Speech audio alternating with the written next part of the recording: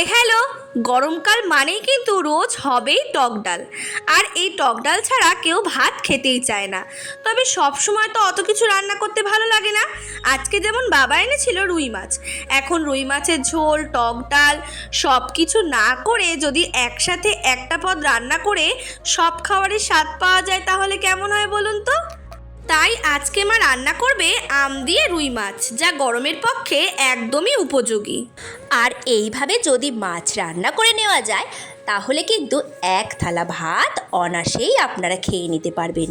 এখানে তো সব মাছগুলোকে আমি ভালো করে ভেজে নিয়েছি, আর ওই তেলে দিয়ে দিলাম কালো জিরে ফোড়ন। আর তার মধ্যেই আমি লম্বা করে কেটে রাখা কটা আলুকে ভালো করে ভেজে নেব। আর তার উপর দিয়ে দিলাম কিন্তু সামান্য লবণ, আর ঢাকা চাপা দিয়ে যতক্ষণ না সেদ্ধ হচ্ছে আলুগুলো আমি ভেজে নেব। আলুটা সেদ্ধ হয়ে আসার পর এর মধ্যে আমরা দিয়ে দিলাম কাটোয়ার ডাঁটা আর কেটে রাখা কাঁচা আম। কাটোয়ার ডাঁটাও কিন্তু এই গরমে খাওয়া খুব ভালো।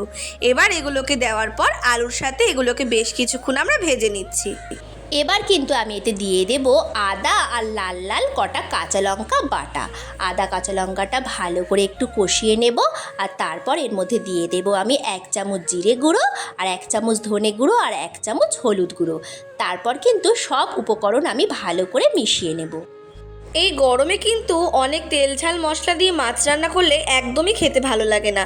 তখন যদি এরকম আম দিয়ে বেশ পাতলা করে টকটক মাছের ঝোল করা যায় তাহলে কিন্তু ভাত দিয়ে খেতে সেটা যেমন ভালো লাগে আর শরীরের পক্ষেও সেটা কিন্তু বেশ ভালো।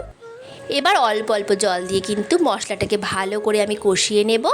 আর ওপর থেকে দিয়ে দেব পরিমাণ মতো জল, আর ওপর থেকে আর একটু লবণ।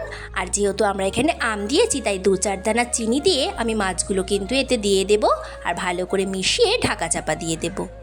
মাছ দেওয়ার পর সামান্য ফুটিয়ে নামিয়ে নিলেই আজকের রেসিপি আমাদের একদম তৈরি। তাহলে দেখেছেন তো আজ কত সহজেই আপনাদেরকে আরও একটা নতুন রেসিপি শেয়ার করে দিলাম। ভালো লাগলে সাবস্ক্রাইব করে দেবেন প্লিজ।